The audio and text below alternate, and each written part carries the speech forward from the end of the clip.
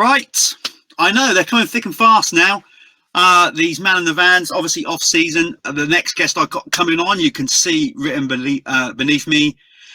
Been wanting to get this man in the van for quite a while. Brad Anderson, we've got a lot to talk about with Brad. Obviously, he's just won another EMX title, so that's cool.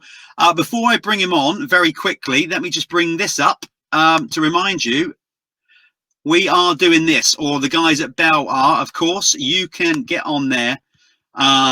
Basically, as you can see there, trade in your helmet, a Bell helmet, go to any Bell dealers and take your old helmet back, no matter how battered it is. I bet Ando's got a few battered lids he could get rid of. And trade them in, and you'll get 20% off of your new Bell helmet. So crack on and get that done. That's very important. You want to, if you want to get a cheap helmet. Right, I'm back on the screen. This time I didn't mute myself. Let's get him in. I'll tell you what, I am so excited about this because A, he's made the effort, the bloody effort, to only go and sit in a van himself. So let's bring him in. The European champion again, Brad Anderson. Ando, there he is. Man in the van, two men in the van. Ando, we've just had a little chat before you've come on here. I said, why are you doing it in the van? Are you going to be brave enough to say why you're doing it in the van now we're actually recording? Yeah, I'm just obviously getting back from dropping the bikes off at the race team, so I'm just getting back in time now to have a chat with you. Yeah, but you didn't say that. You said you're better off in the van because I'm away from the missus and everyone. He is a brave man. You see, we know how brave he is. He's committed. Total commitment when he even pulls Haley out on man in the van to say he's too scared to go in. No, I get it would be pretty chaotic. Of course, you got your boys in there as well, or are they at school? What's the crack? He's at school, but the dog's in there. He'll probably jump all over us. So let's talk about it again, mate.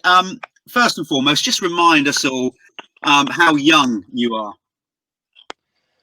Everyone keeps on asking us how old I am. It's just a number to me, but I'm 39-year-old, still going strong. Awesome, that is. Yeah, I suppose it is a number, and you train or whatever. But at 39 years of age, there you go. You've committed with the Verdi team to go off again and do the EMX. What's the just remind everybody as well the official title of the class, because they added that new European Open class this year, but you was in the 2-stroke championship, wasn't you? Yeah, it's called the EMX2T Championship, which I don't know why they keep on changing the name for, but yeah, it's called 2T this year. So tell us how that went then, mate. I mean, you've come close. You've won it. Obviously, this is the third time you've won it. Am I right in that? Yeah, I missed out last year. Obviously, my crash beat us by 1 point, which I was a bit gutted about because I was leading it until obviously the last round was quite close. So I said to the team, look, I want to do it another year and try and win this championship. And this year has been a real good year. I've obviously won the first 3 rounds, which was at Italy. And then I got second in the next 2, which has been real consistent this year. My worst result of the races has been a second. So I've had like 6 firsts and 4 seconds. Super consistent then, as always. Do you find it's getting easier or harder with age? I know you just said it's a number, but I meant the whole package. I'm not just on about your fitness. I'm on about obviously you've got Vinnie now who's growing up fast and all that. Do you find it easier or harder to commit to it?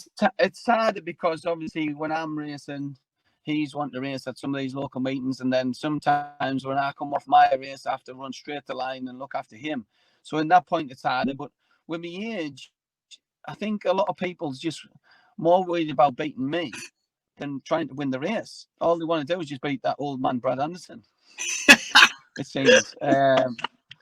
No, as I say, age is just a number, and I still want to obviously. Next year is going to be my last big push as a pro, and then I'm going to move on to obviously moving to my little lad and spend some time with him. Oh, well, I'll tell you what, that's cool on both accounts. Cool that you've announced that here, unless you haven't already. That obviously it's a shame to see you stop riding as a pro, but at the same time, a good way to bow out. I would have thought, age 40, and then carrying on. Still been at the races with Vinnie. I tell you, he's showing some. How will I put it? Very like father, like son skill set and determination. I saw that that bruiser of a crash that you posted up that he had, where he went. Yeah, well, I think like if you don't get them straight back on the bike straight away, they have a little cry and I don't want to do this, that, and the other. But as soon as I pushed him on, you know if he's going to be hurt or not. But then he got going, and then the next lap round he did the step up again. So I'm just glad he was all right. But he had a few big crashes that weekend, and he was taken after his dad, really. Do you see a lot of yourself in him already, or is, you know, like you can think, oh my God, I can remember being that like that? I can see a little bit in him, but he's a bit more of his mum than me. Where I'm a bit more aggressive, he's a bit more of a softie like his mum. But I'm still trying to drill it into him, and hopefully he starts listening soon to me. He listens to other people, but he just doesn't care what I say at the moment. Yeah, but mums are like that. They're caring and stuff like that. And to be honest, I think you're doing Hayley an injustice there. You know, I know, obviously, you know, she sticks to her guns with a lot of things as well. That's why obviously you guys are a good couple and whatever. You know, she understands the sport and will know that I guess it's just harder being a parent. She is quite good, but she is good with Vinnie, because obviously if I'm doing a British Championship and these races on at the same time, she takes time to go with him, and obviously because he was doing a championship this year, he has to race them, say, so she takes him, and it's hard work for her to look after Vinnie by herself, you know. Yeah, but it's great, you know, that obviously you're going to be at the races. You've got a lot of experience to give to him and what like that. It must be such a buzz, you know, when you have been at races and you've done well when he was younger, to bring him up onto the podium and have that whole thing where you are actually at a level where your kid has seen you race, not like he's taken it up after you've raced. So that must be pretty cool. What's Vinnie like at the races when you are racing? Does he get really animated and I don't think he realizes much yet, you know, because he's still young at what has gone on, you know, on getting on the podium and stuff like that with me. It still doesn't really click into him yet. Obviously, there's not many obviously kids do that, but yeah, he's just like one of the lads. He just likes playing about, and obviously, hopefully, it'll hit him down the line. It's obviously good for him to see me obviously race doing the British Championship before I bow out. That was the main thing, and obviously see his dad doing the best he can. The thing he does like is obviously when I give him the trophies at the end, or the red plates and stuff. He buzzes when I come back and give him them. Well, he'll probably end up obviously winning a load of himself. I got no doubt about it. I know it's early days, and you know, and you've been around the block enough to know like not to push him too early and all that kind of thing. But I mean, you've got to be excited that you've got a young lad that's into the sport that has been very much your life. You know, I mean, when did you start motocross? Because you came from a BMX background, or did you do motocross, then fall into BMX, then back to motocross? How did it happen? Yeah. I did, obviously I was riding BMX until I was 8-year-old, and then I come straight from BMX and into motocross, which was 60s in the day. I jumped straight on them. But when I was a kid, obviously I had a Pee-wee and then BMXing at the same time, like kind of that way. But once I started racing, it was the 60s, and then ever since then, I gave up BMXing, and I obviously loved motocross. So I've been doing it for a long time now, and it's time obviously to show Vinnie, and hopefully he can listen. And sometimes I expect a little bit too much out of him when he's racing, because he's got a lot to come and follow in my footsteps if he can. Yeah, be nice to see though if he could, you know what I mean? If I give him everything and see if he, and then there's obviously my dad, who obviously helps out a little bit. My dad, you know what all those dads are like, us run around like lunatics, and I think my dad likes that role as well. I'm looking forward to seeing you and the different guys at the races, because I know, you know, you love being at the races, whatever. And you know, I don't need to sell this. We all know that as soon as that crash helmet goes on Brad Anderson's head, like you're a very different animal, you know. And so it'd be interesting to see that when Vinnie starts racing, and I might start seeing you at some races, to see how you conduct yourself the other side of the fence. So you're going to be equally aggressive, running around from like from one side of the track from the others. Like, like Roy Higgs used to do back in the day, Jason's dad. I could see you doing a bit like that. Yeah, well, as I say, you see different people do different things, don't you? And all you want to do is say you like do the best. And I think Vinnie likes me obviously trying to run from side to side and cheer him on. It gives them a little bit more motivation, I think. But as you say, some dads, you sit back and sit down and watch them, where I'm kind of one of them lunatics. He is. I can see it already. He's definitely going to be a chip off the old block with this one. I look forward to seeing that one develop, you know, and moving on. So you said you're going to do one more year. Obviously, what's your target with that? Are you going to do another year of EMX2T, or are you going to sort of just leave it at 3 titles and not go for a 4th? Yeah, the dates are coming out now, which we don't. Everything's going to change, I think. Still, like obviously the British dates have come out today. I think the GP dates have come out today, and I can see it all changing around. But as I say, I would like to do the Championship EMX another year, and then I've got obviously the British, and I'd like to do obviously the MX Nationals. So it's going to be a really busy year. But they're the 3 obviously championships I want to try and contest and concentrate on. Bloody hell, eh? Going out in style, trying to do 3 series. Right, so obviously, Anna, you're getting, you know, going another year is one thing, but are you starting to feel the aches and pains of being like 40 years old? And do you or nearly 40? And have you had to change your program as your body's, you know, are you noticing the age that get? I've changed my program about 2 or 3 years ago now. Over the winter, I do a lot of my training fit for racing, which is CrossFit. And then once I do a lot over obviously the winter, and then once it gets into it, I don't do as much physical training.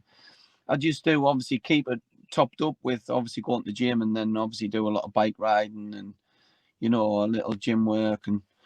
But like, as I say, I push like mad over winter, so I'm prepared and ready for obviously the season. So every time I'm coming in off obviously going fit for racing, I'm coming in aching. And then she's saying, "Oh, can you not do this? Can you not do that?" You always say aching. You want to give it over. Yeah. But I like that. I like feeling the pain. You know what I mean? Like then you know you've done a good job of working out. You know. See, that is you all over. I was just going to say, the whole mind over matter thing. My mum is 83 years of age, and I still hear her scuttle around the kitchen, or she's doing something, and then she'd go, "Oh, it's just mind over matter," you know. So if your mind's still mentally strong and at it, you just find a way, I guess. Well, as I say, I love the sport, and also I'd always have obviously a soft spot for it. So that's the way it is. As I say, I just love it, and I always have done. I think I always will. I got no doubt about. Well, you got no choice now. You got a kid racing as well, and Haley loves it too. So I mean, it's a great family story. You moved to Cumbria, didn't you? How many years ago was that now? Because time flies so quick. You basically moved to the other side of the country up there.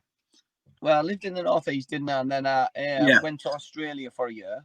So I rented my house out over in the northeast, and as soon as we come back from Australia, that's when in 2012. So the end of 2012, we decided to move to Cumbria, and we've got a house here, and I've been living here since 2012. Near the Lake District, so it's quite nice, obviously for cycle riding. There's always hills where we can go biking and running, and you know what I mean. Everything. Well, that's what I was getting at. Yeah, I was going to say that, you know, for training purposes and out on the push bike, it must be really good. You know, busting your lungs up some of those hills up there.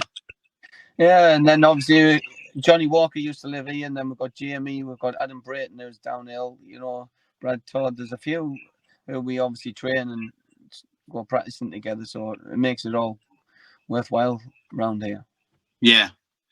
So listen, you know, as I said, you're going to be doing a tough year to bow out on, but a bloody good one if you can fit them all in. Obviously, date clashes and whatever you just said today. We're actually recording this. What's today? Wednesday, and all the dates for the British have come out today, and that we already know the MX Nationals and the EMX2T. So it's going to be a busy year.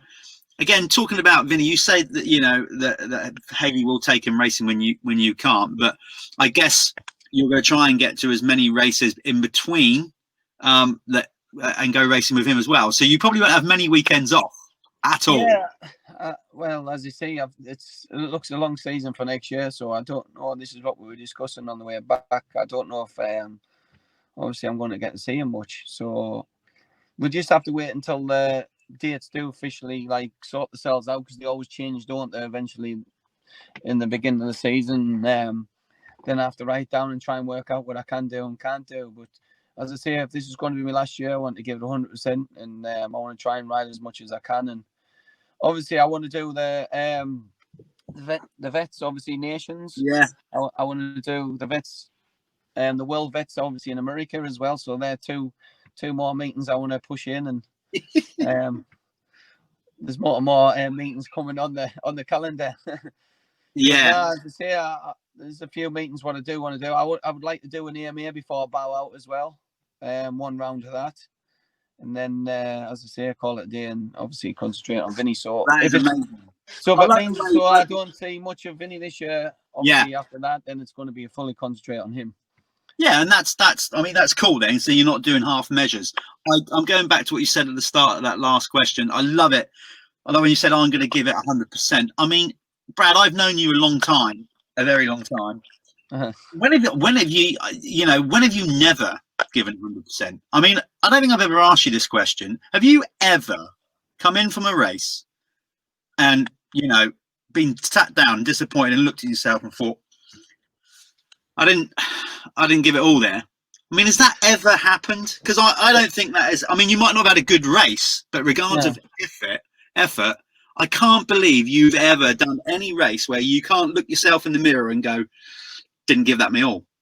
There's a couple of, obviously I try my best, and sometimes the best isn't good enough, and then you come in and think, well, could I have tried a bit harder there, or could I have done something, could I have been fitter, or you know. But there is an odd one. There's Column. I just didn't gel with the track. I went back over and I'll come back in. I was thinking, what's going on here? What am I doing? You know what I mean? I could have done better if I just got my head down further and tried a little bit harder. But yeah, I think in some of the seasons you always have to have a few what stand out. You know, what you could have done better, or you should have tried harder, or you know, like last year I missed out by a point. So you look back where I missed out, you know what I mean? And it gets frustrating. If I only got a 7th there instead of an 8th, I could have won that. Or, you know what I mean? It's just so frustrating when you miss out by a point or something, you know. It's just hard work, and then you try and it's just if I didn't come off, you know what I mean? It's just one of them things.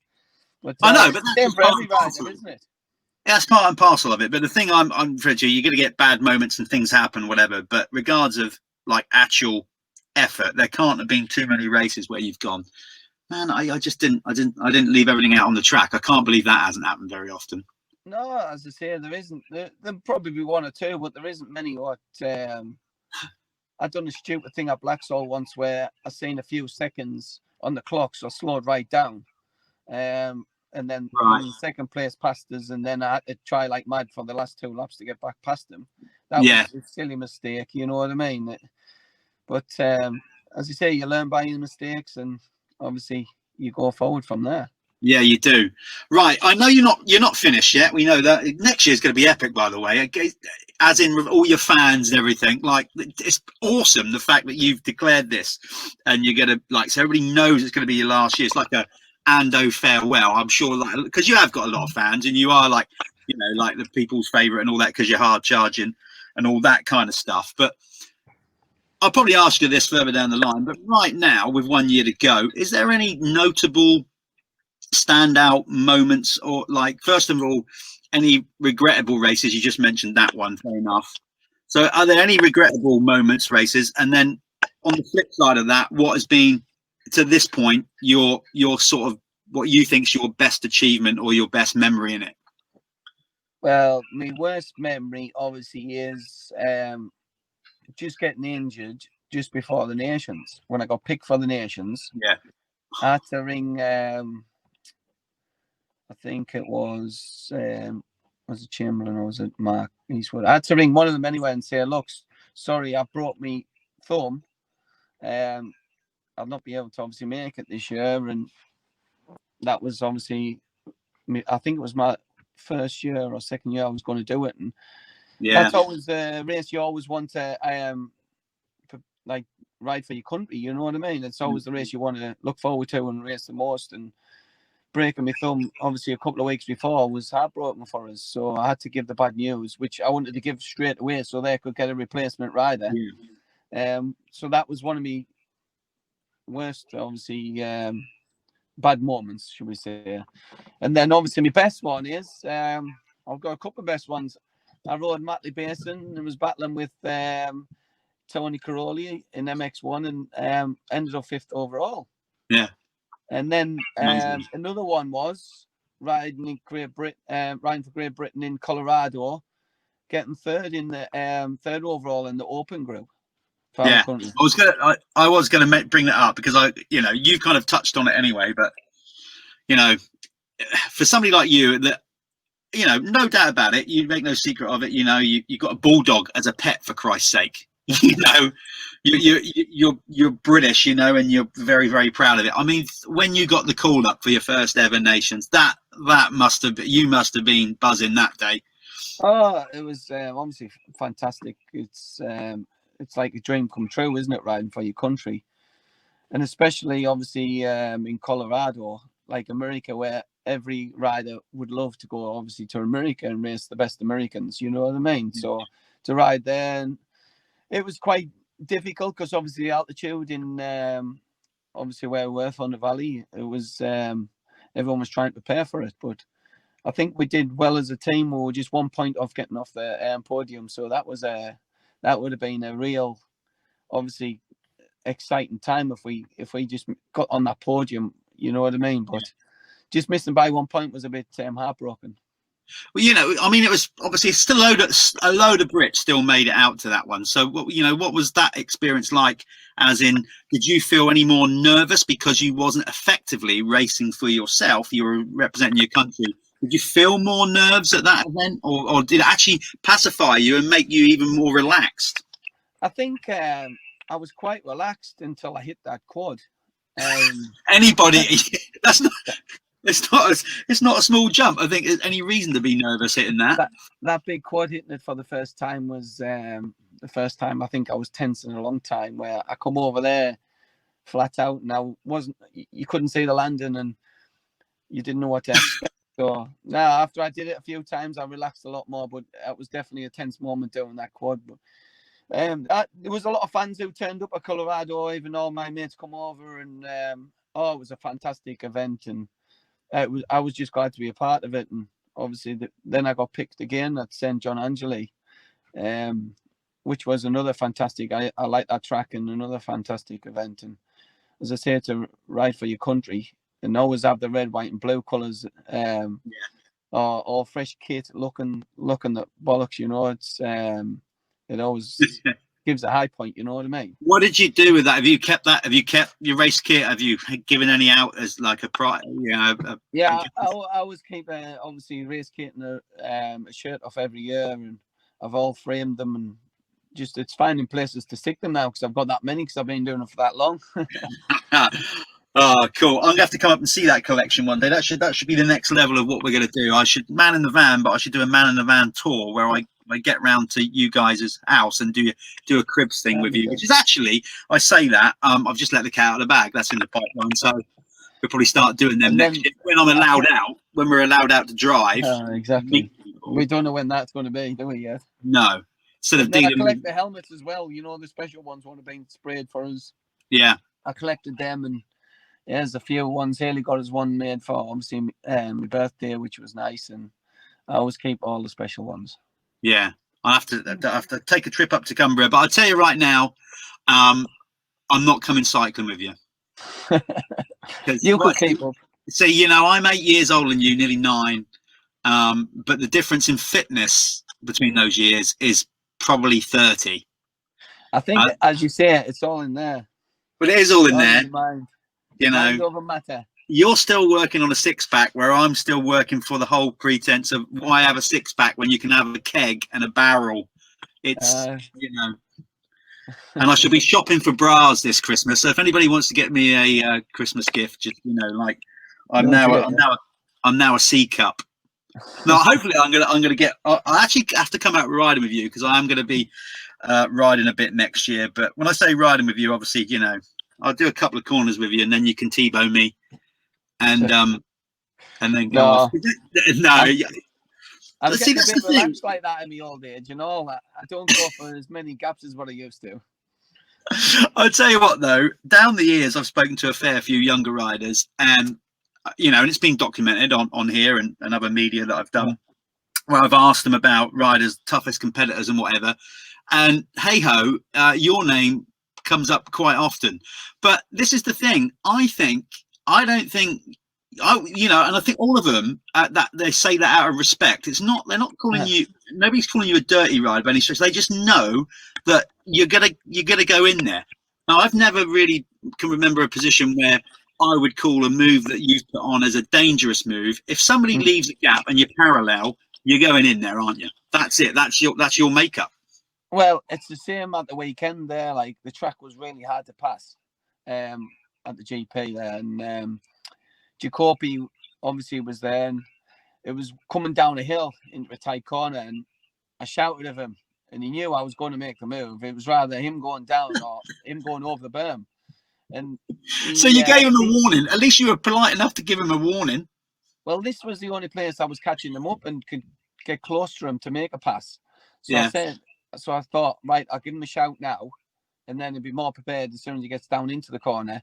So I was screaming at him, and he knew I was there.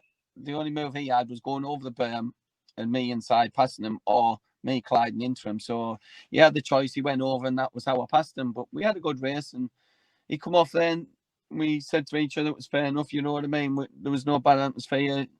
They just know if there's a gap there, and they know if I'm there, I'm going to take it. I'm not just going to back down to them. No. But that's how all the riders got to know me. Obviously, as I say, if there's a gap, they know I'm going to take it. Whereas a lot of people would back off. But do you think? I mean, I know that's in your character. That's your makeup, right? But do you think that the sport in general has got too soft like that? It's the same argument with football. Now they changed the rules, and you can't. They fail injury and fall over the smallest little tap. Do you think it's all got a little bit, without taking it to a dangerous level, but that whole thing of proper rivalries and out battles? Because, and I'm not doing the rose tinted glasses thing as a lot of people think when we talk about things like this, but you do look at some of those races of old, and there was contact left, right, and centre, but it was always respectful. Like obviously Thorpe's year in the 500, and all the GPs in the 70s and 80s, and then you had the AMA Supercross in the 90s. And before that, there was proper rivalries where they took chunks out of each other on the track, but they were all cool with it off of it. I think nowadays, though, I think a lot of people's more friendly now off the track, and they don't want to upset the friendship on the track. Yeah. Where me, I couldn't give a damn if they wanted to be my friend or not. I'm a straight up guy. I see how it is and what it is, and if they don't want to be my friend, that's tough. You know what I mean? Yeah. So, as I say, I'm a friend to a lot of people off the track, and if they want to, you know what I mean, I'll go for that gap. And if they want to fall out, they'll fall out. That's how I see it, and I'll try and. I'm not as bad as what I used to be. Obviously, I used to tear chunks out of the top riders, and they used to hate us. Like when I was riding with Dobby, Paul Mallon, and all them. And Carl Nunn, they used to hate us. I can remember a move going down the hill at Farley Castle with Nunny, and taking his front caliper out when I was trying to pass him. But now they used to hate me. They used to. Why don't I used to go really well for a few laps, and then obviously tire a lot. Yeah. When I was younger days, but now it's changed round. And when you're riding round, you do hit that kind of rider, though.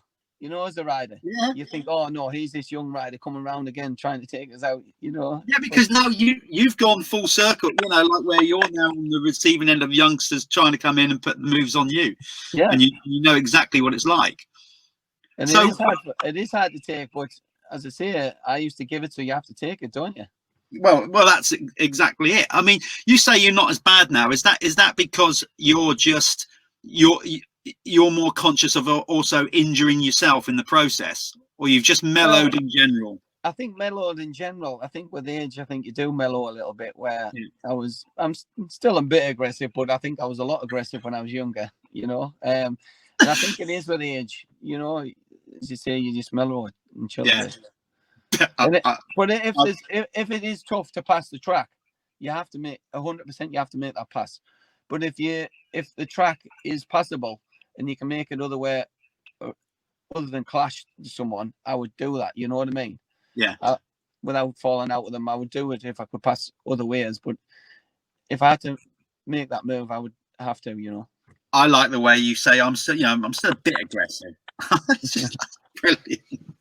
That is so good. So obviously you're still going at it, and as we said, so the last year, so riders better look out. Now, going away from that, you said you're going to pack it in and concentrate on what Vinny's doing. Something I wanted to ask you as well is, when you do stop or whatever, now you're not, obviously I know you're going to be sort of patient with Vinny, and if he wants to take it up and pursue it as a career, whatever, of course you'll be 100% behind him.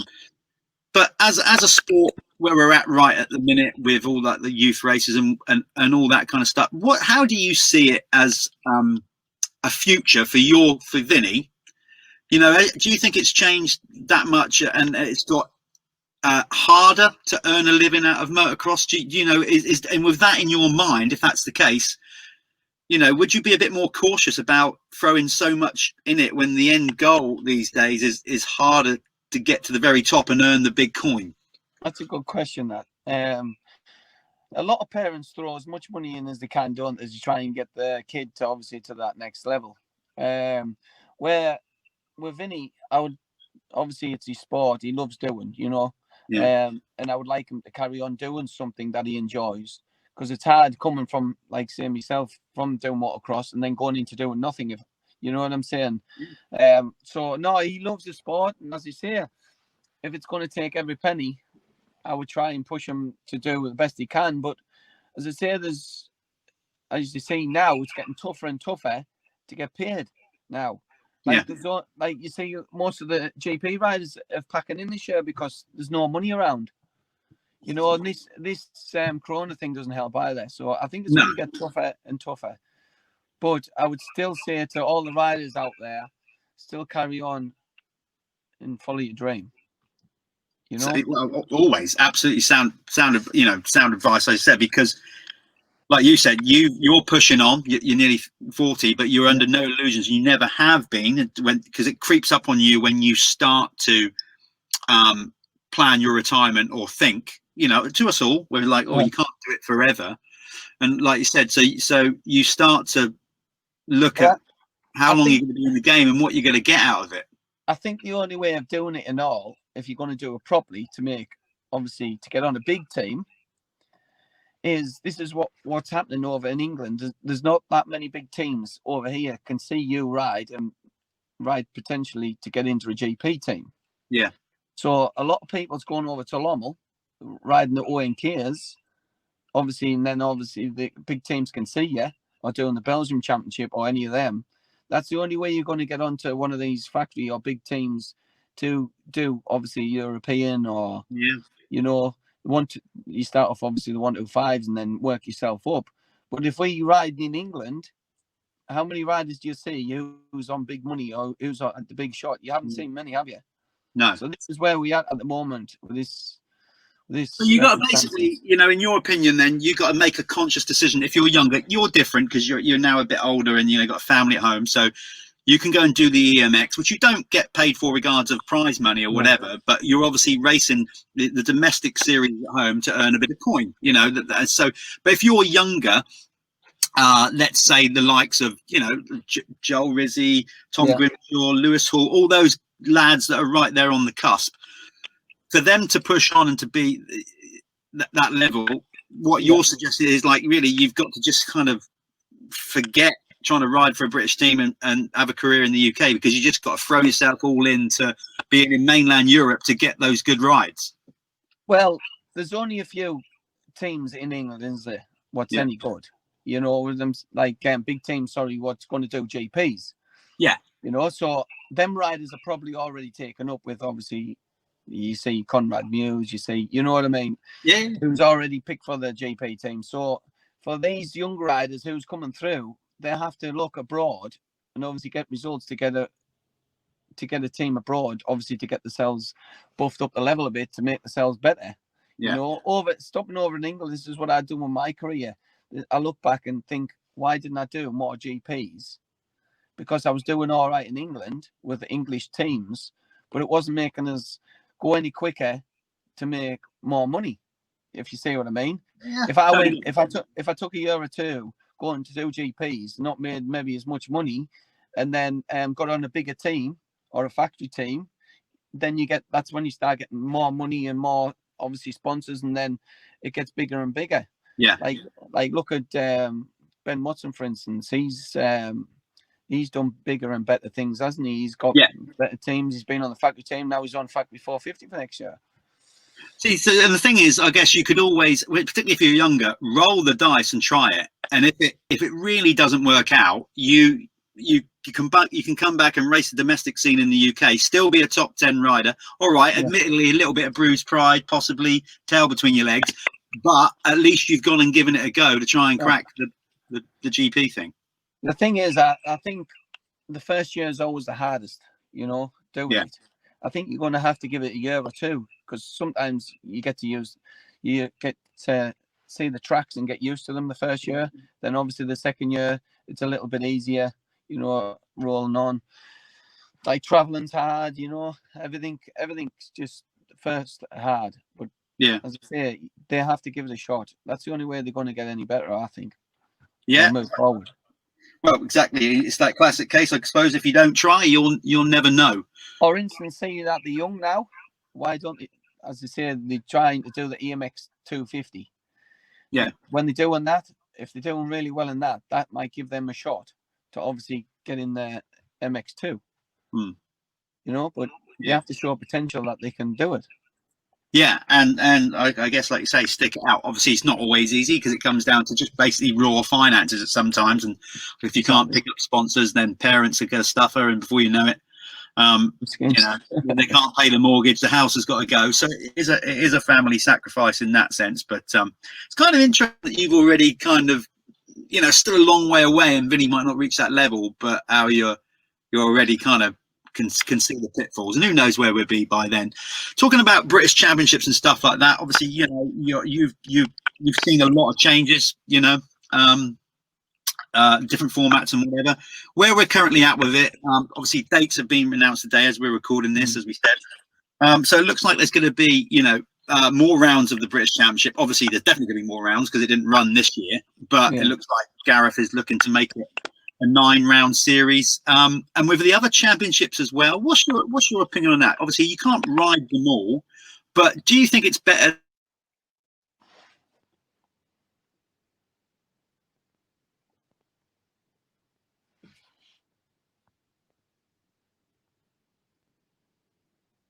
to have we froze on the screen there, sorry. Yeah, did you, so what part of that did you get? About I think MX Nationals did a fantastic year this year. Like to even run this year, like the British obviously didn't run, and MX Nationals took over and ran, which everyone was wanting to go racing. So I think they did a fantastic job what they did with all the rules, and you know, kept it right. So to be fair, MX Nationals is getting close to overtaking the British Championship. Right. You know, and I think Paul is trying, and he's putting a big show on now, so it'll come close. I think he might take it over if ACU don't up the game a little bit. Yeah. So I mean, you're still going to commit to both, but you know, do you think? I mean, obviously there's big two because the buffering came in then and we broke up. I'm not sure what you heard, but you know, we've also got for let's say your expert level rider, not necessarily your top end pro, but your expert level rider. You know, not only can you choose the MX Nationals, you got the ACU British, you've got the Bridgestone Masters, you've got arguably the Service Nationals, all these things. Do you think it's So if you were at that level, so if you were back as an expert rider trying to aspire to get into the top 10 or 15 in standard wise in the British Championship, or in Britain, sorry, would you go, right, I'm just going to concentrate on the ACU British and the MX Nationals, or would you go, I'm going to try and do as many of those races as I can? What would be your take on it? As in the other series as well, you know, is there just too much racing going on? I think there's too much racing going on. This is why it's finding it hard, because, as you say, you've got the service, you've got the Bridgestone, you've got MX Nationals, you've got the ACU British. You know, there's a lot of racing to fit in, and everyone can't do all them races, can they? No. So they have to pick and choose which is best for them. So do you think that dilutes? Do you think that dilutes the quality? Therefore, riders can't improve because they effectively, some will go and race, stay away from racing better riders, so therefore they don't improve their skills. It's that kind of scenario. Well, it always used to be the British Championship. All the fast riders were at the British Championship. Yeah. But now it's starting to split up a bit. Like the MX Nationals had a real good series this year, and they had all the top riders there. Yeah. Because obviously the British wasn't running. So it was a shame the Bridgestone wasn't on as well this year, because I think a lot of riders maybe would have done that. But as they say, going to expert, I think Paul's trying a different thing with MX Nationals, where he's putting the expert in one day with the pros. Yeah. I quite like, so he's trying something different there to try and bring the experts maybe onto the pro level. Yes. But going on with the MX2 against the 450s, I don't really, I'm not a lover of that. No. You know, I like to ride the same group. Like, say, MX2 I am. I like to ride MX2 riders, not 450 riders. You know, because it gets confusing when you're racing. Like, you want to win that race, but you're battling with 450 riders. But you don't need to pass them to win. You know, so it gets all confusing. I mean, I think I know the answer to this already, but I'm going to ask it anyway. So inevitably, then there's been races then when a format's run like that, where under your lid, I wish this 450 rider would get out of the way, or you can't get by him. You know, or stuff like that. Has that been going on under the lid? Getting frustrated, stuck behind a 450. Well, for instance, this year I had Hawkson Park. I was stuck behind Brad Todd nearly all the race till the last lap. Yeah, and like me and Brad used to be good friends. We used to train together and do this, that, and the other. He was just getting in my way, holding us up. And then the last lap, I said, "Shite to this." I went for this double over the back, and I overtook him. I hit the bush on my head. The bush nearly knocked us off the bike, but I thought, I'm going for it. I was sick of him. I passed him, and then obviously I caught Jamie up, but it was too late. Yeah. So I come off and said, "Brad, what you doing?" I know he's in a race, but I says, "What you doing? Like, you just holding me up for no reason, slowing yourself up as well." You know what I mean? If I just got past and he followed me and got going, you know what I mean? We would have got the next riders in front. So it does get frustrating for us, because some places where you're a lot quicker, but then on the 450, they just put the power down and just pull away from us, where we have to try and gain that time back. Yeah.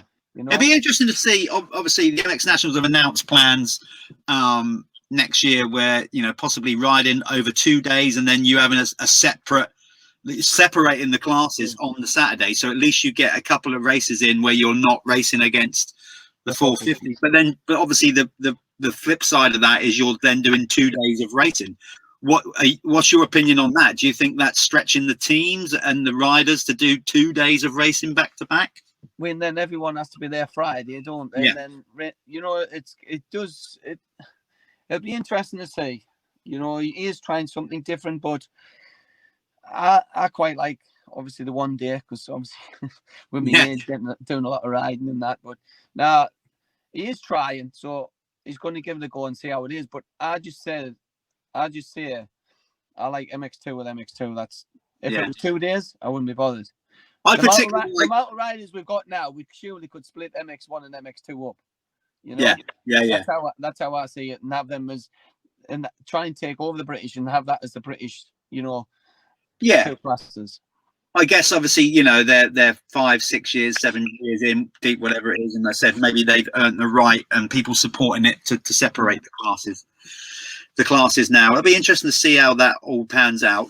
No doubt, you know. And one thing I do love about the current the fact that you're into is the MX2 class, or whatever you want to call it, is the fact that you're in it racing a two-stroke. That's it. Like, well, so what was the reasoning for that? Because I guess you're still in a position with Verdi or whoever you were riding for to say, well, no, you know, I'll ride a four-stroke. That must have been a decision fueled by you more than anyone. Yeah, well, I've always been brought up on a two-stroke, haven't I, since I've been young, and yeah, I jumped back on and just loved it again. I was on the 450, and then okay. Before you go further, hold that thought. Before you go further with that, do you think if you wasn't racing, had the option to race a two-stroke, has it furthered your career because it's put the enjoyment back in it? It probably has, yes. Yeah. I've enjoyed. As soon as I got off that 450, went on the two-stroke, I enjoyed it again. It brought the fire back in my belly, you know. But and then I always look at 450s thinking, if I was just on that 450, where could I be? You know, it's catch 22, isn't it? Yeah, it is. Like, I reckon I could be up there. You know, you always think, but nah. This year was going to be probably me last year. And I was going to give it what for in the British Championship and MX National to see where I would get on the two-stroke, because they were allowed the two-stroke 250 in the MX2 for the first year, which it should have been last year, you know. But so this next year, this is it. This is what I've said. This is what I'm giving 110%. I want to prove, obviously, as you that two-strokes is still the way forward, and hopefully can mix it up in the tough few in there, and it'd be nice to see. Like I said, as if, because you have got a lot of fans, you know, and quite rightly so, because you get exactly what you see, like Brad Anderson tin in it, and you know what you're getting on that tin. It says exactly what it says on the tin. So, you know, you're also appealing to all us diehards, people like myself. You know, the industry evolves. You know, obviously, you know, four strokes are where it's at, and not where it's at, but what I mean is, you know, a lot of the major manufacturers only do them. So yeah, you either bail out of the sport altogether or go with regard of high-end racing is what I mean. But the fact that you're still out there on a two-stroke and you know, you got so many fans for that alone, coupled with the fact, of course, that, you know, it's you on there going through gaps that are size of cigarette papers, and you'll try and slide it in there. It's going to be a good year watching, particularly knowing you're going all in on your last year. That is. I think they like to hear the noise and all. It's just not about the two. You know what I mean? It's you get sometimes sick of listening to the four strokes, don't you? Now and hear that ding ding, and I think that's one thing. Obviously, people like to hear, and they can always hear us come round, can't they?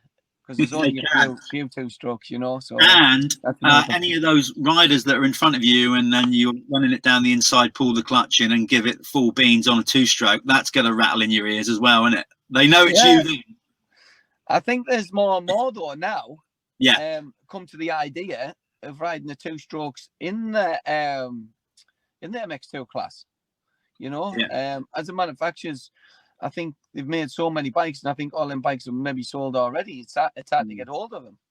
You know, and of course, as you know, it's great to me to say it, but I've said it on quite a few of these Man in the Vans as well. It's, you know, it's not getting any cheaper to go racing, and I get that a modern two-stroke is the price has gone up on them as well. But obviously, you know, there's still a lot of people that worry about if a four-stroke goes bang and the cost of it and whatever. So that might be a bit of a thing. That's a good thing, obviously, with Verdi Sports, Substance KTM. They quite like the idea that I'm on the two-stroke because obviously it's cheap to run, you know what I mean, or cheaper than to fix a 450 or a 250, you know what I mean. So it's quite costly in that point. Yeah, no, it's going to be good. I mean, I'm saddened, obviously, but you know that it's going to be your last year because, you know, been a big fan of yours for some time. And you know, you want as a commentator as well. You want Brad Anderson in a race as a commentator. Trust me. Make it more exciting. Yeah, absolutely. So sort of saddened to know that next year will be your last one, but also obviously I'm still going to ride, but obviously not professionally in for probably for a team. You know what I mean? Yeah. So I still will be riding. I don't know if it'll be riding doing maybe AMCA. Hey! Could be something different, you know. Cool. Or just ride with my lad and do an odd club meeting. You know what I mean? I'm still going to ride, but not professionally. I got a gig for you. I'm offering up. Well, it's not live because we're not going out live, but we're live recording this. You know, I think you'd be an ideal test rider for us at Dirt Hub, because we're building towards that and doing. But so there you go. So I'm officially offering you a job for 2022 when you call it a day. All right, you don't have to answer that now. I'm not putting you on the spot right now, expecting you to say yes to that. That has just popped in my head. That would be good, because then, you know, you've got a lot of experience and you can certainly go and rag some two strokes and go off on good test rider. Good test rider. I'll test you right out. Yeah, and not only that, when they really go to town with a new bike, they always take you on a nice track and feed you well and whatever. It's not a bad gig, actually. I enjoyed it for the Can't 10 beat years. that then. Exactly. 10 years or so that I did it. Yeah, so bear that in mind. Good. But on the whole, mate, it's again, it's just been another great year, you know, watching you ride. I know we haven't had as many races. We've only really had the MX Nationals to see you at and whatever, and the EMX. But I'm so made up for you that you rolled the dice again and won another European title, because that's not to be sniffed at all. No, obviously I enjoy doing them, because obviously it's been at a World Championship. You know, you see all the GP riders, you get on with them. Even getting on the rostrum, you know, lovely. Hearing that national anthem, fantastic. Yeah. You know, seeing that flag up there, it's like it's a big buzz. You know what I mean? That's what always encourages, you know, to try and push still that 100%. You know, hearing that and seeing the flag up there for your country. You know that. Well, I certainly, you know, not going to bet against you, and I'm sure there'll be a load of Brits that wouldn't as well. Like you say, you'll be another year older, but you'll be equally, if not more, determined to go out on a high. So, you know, that would be so good to see you at those EMXs, and of course at all more British races as well. Just hope we can have the spectators there for people to see it. You know, that's what we're hoping for. Well, that's what we need. As I said, it's you know, I'm officially branding it the Brad Anderson Farewell Tour. So we need to get fans out, and hopefully they will do.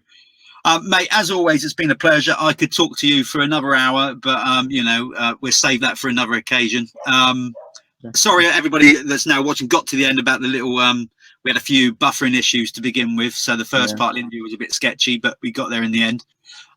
So Brad, I guess you've come back now. Has Hayley got has she got the cup of tea waiting for you inside? Does she even know you in the driveway? She keeps on coming out and looking at us, seeing if I'm still on the phone. You must be thinking, what am I doing out here? Yeah, shit. Hey, careful. I hope you don't go and get in trouble. Think you're having an affair or something. You're chatting to some floozy. You better show her this to prove that you was on the phone to me. You'll be listening to it later, probably. Yeah. Well, listen, mate. Great to chat. I'll catch up with you. I don't know when, but thanks for your time. And as I said, let's hope that next year will be a really memorable final year for your racing pro level. That'd be cool. Well, thanks for having us anyway. Appreciate all right, mate. Well, as I said, that's Brad Anderson. He's out of here. He's going to have a cup of tea or do what he's got to do, get ready for his winter training. So we'll catch up with Brad again sometime next year. Brad, see you later. Thank you. Moving from the screen. So there we go. Good chatting to Brad. Again, apologies about the buffering and stuff at the start. That's the trouble doing these man in the vans through COVID. I really want to get back next year so I can actually get people sat in the van, sitting next to me. That would be really cool. So hopefully that will happen. And again, didn't mention them at the start, but a big shout out to Relaxtorace. There we go, sponsoring the man in the van, and of course the guys at FXR. Also, don't forget, you can trade up to Bell. There you go, 20% off. Basically, if you trade your crash helmet in, you receive 20% off your new Bell helmet. So get yourself to your local Bell dealer if you've got an old Bell and trade up. And that's it. Thanks for sticking with it, because I know we got off to a shaky start there with Brad's Wi-Fi.